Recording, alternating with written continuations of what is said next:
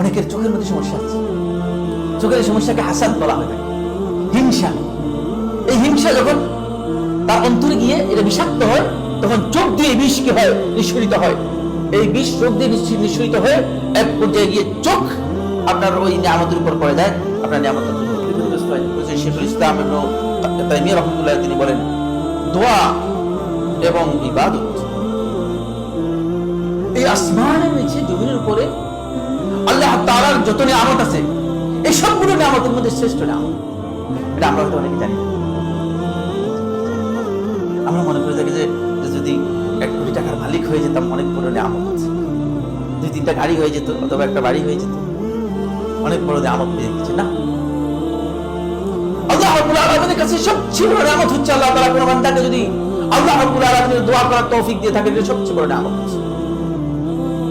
যদি ইবাদত করার তৌফিক দিয়ে থাকে, এটা সবচেয়ে বড় নিয়ামত। এই জন্য ইউসুফ আলাইহিস সালাম যখন কঠিন কঠিন সমস্যার মধ্যে পড়ে গিয়েছেন, তখন ইউসুফ কিন্তু আল্লাহ রাব্বুল আলামিনের কাছে মানে এমন কথা বলেন নাই যে আল্লাহ মানে আমাকে কষ্টের মধ্যে আছে, সেটাকে কষ্ট মনে করে, সাধারণ মনে করেছেন। কিন্তু যখন ইউসুফকে দায়িত্ব দেওয়া হলো ক্ষমতা, তখন ইউসুফ ভয় পেয়ে গিয়েছে, ভয় পেয়ে গেছে।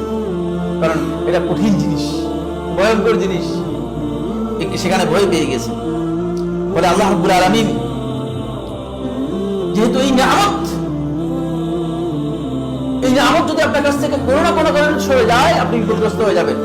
এই জন্য নিয়ামতের বিধান হচ্ছে, নিয়ামত কখনো মানুষের কাছে বলে বেড়ানো নাই। সুন্নাহ হচ্ছে বলে বেড়ানো নেই।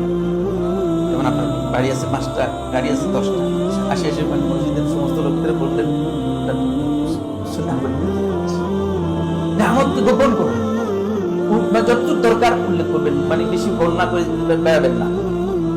কারণ অনেকের চোখের মধ্যে সমস্যা আছে, চোখের সমস্যাকে হাসাদ বলা হয় থাকে, হিংসা।